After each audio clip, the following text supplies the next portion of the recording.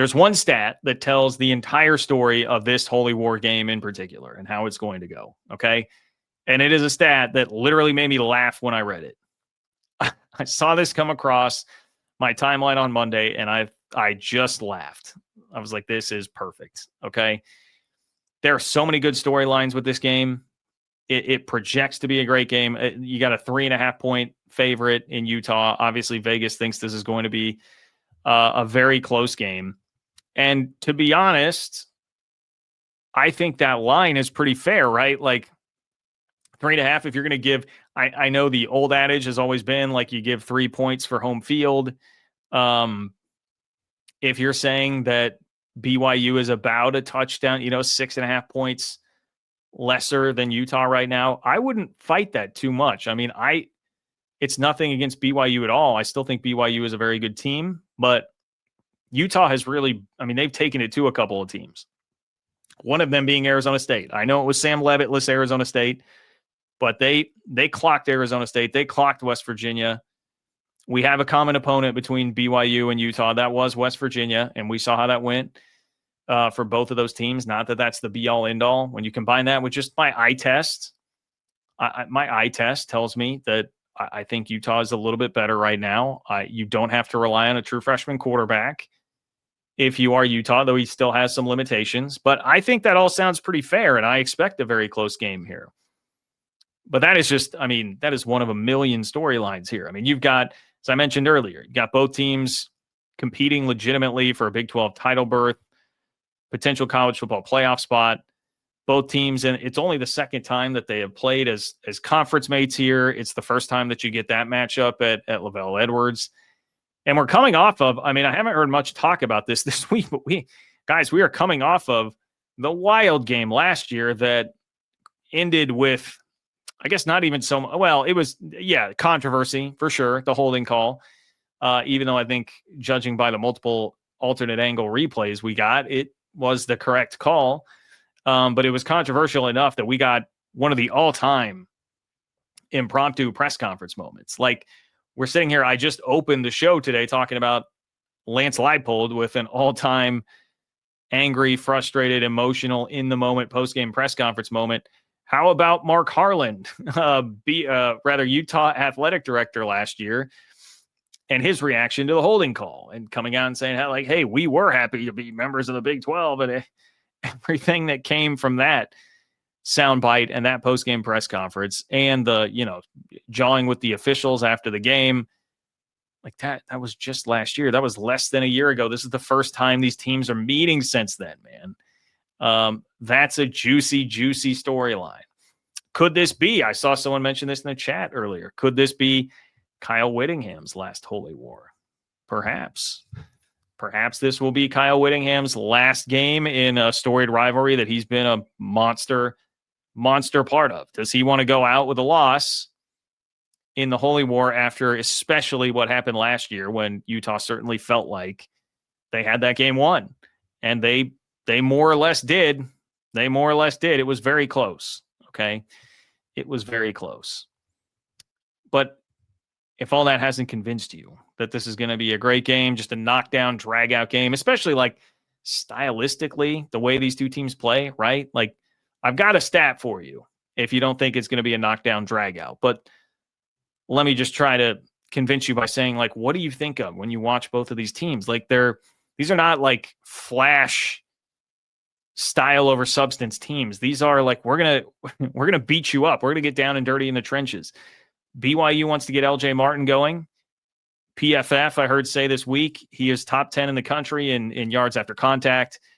And Utah's defense actually has not been great in that category. So BYU is definitely going to want and need to get LJ Martin going, because another thing Utah does, they play man coverage more than anybody in the country. They're going to be aggressive, and you're going to have to make some pretty tight throws if you're Bear Bachmeier in this game, and potentially doing it under pressure. You don't want Bear Bachmeier having to do a ton of that. You want to be able to control as much of the game on the ground as you can. I heard Aaron Roderick, BYU offensive coordinator, talking earlier this week about how they do not want to run Bear Bachmeier 22 times every week. That's what they had to do last week, not just because of game flow, but because of the weather. And so I can understand that. But yeah, against BYU or Utah's physical defense, that does seem like recipe for disaster to try and run him 22 times. But you also got to do whatever it takes to go out and win a game. On the other side, I mean, what's the strength of Utah's team? It's the offensive line. They are going to try and maul you. BYU, good luck getting a pass rush. I know that's not really a strength of the Cougars, and you're facing the two best tackles probably in the conference. Two potential future first-round draft picks. Devin Dampier does not want to throw the ball much. He only threw it 12 times last week, and it was a perfect type of game, rush for 100 yards. Like, this will be a physical knockdown, drag-out. That's not a stylistic game that makes you think it's going to be a game that one team blows out the other, right? Turnovers would be the way that happens, which BYU lately has been much more susceptible to. Bear Bachmeier has finally started turning it over 3 times, right, in the last 2 games and got lucky with another fumble. So that is something to watch out for if it is going to flip that way. But I'll tell you who doesn't think it's going to flip that way. That is Bill Connolly's S&P Plus, because this is what I saw, and I literally started laughing at how on target this seemed, but in like a hilarious way, and you'll understand. All right, so SP Plus, to me, it's my favorite computer ranking system out there. You see a lot of these people use them for betting purposes, whatever it might be. But Bill Connolly at ESPN, he does a great job with it. SP Plus has been around for a long time. It's one of the OGs, at least it feels like to me.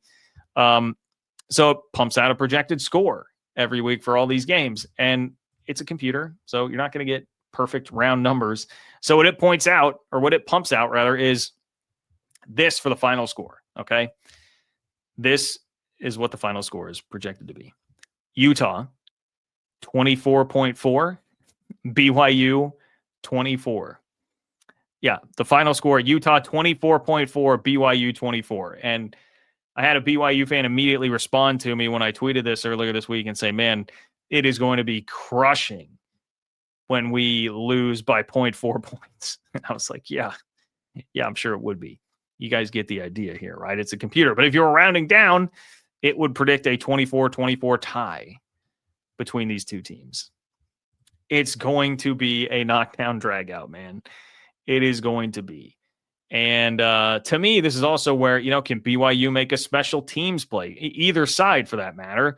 But I think of that because of the Parker Kingston return that helped set up, that was the touchdown drive, right? To tie it against Arizona.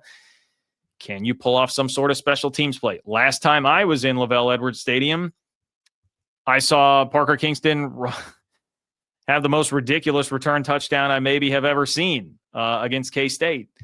So can you pop something like that? Can you do something like that to help Bear Bachmeier from having to do too much? And will Devin Dampier be able to establish himself on the ground to not have to drop back and pass too often and go to the air too much? What's Jack Kelly's health going to be like? Will he play? Will he play at anywhere near 100%? Right? These are the types of storylines that I'm looking at in this game. And I'm incredibly excited. Like I said, if you really pinned me down, I think that line seems pretty fair. I think it's a field goal game one way or the other. And I am a slight lean toward Utah just because I do think they are a slightly better team right now.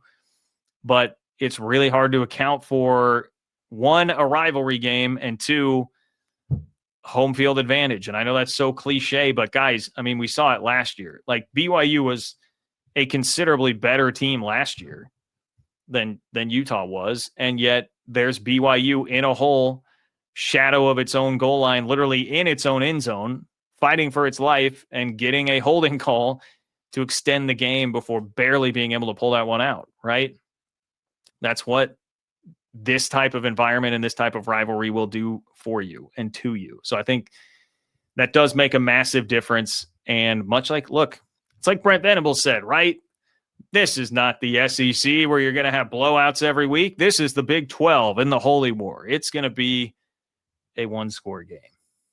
Sorry, Brent. But I am a slight Utah lean.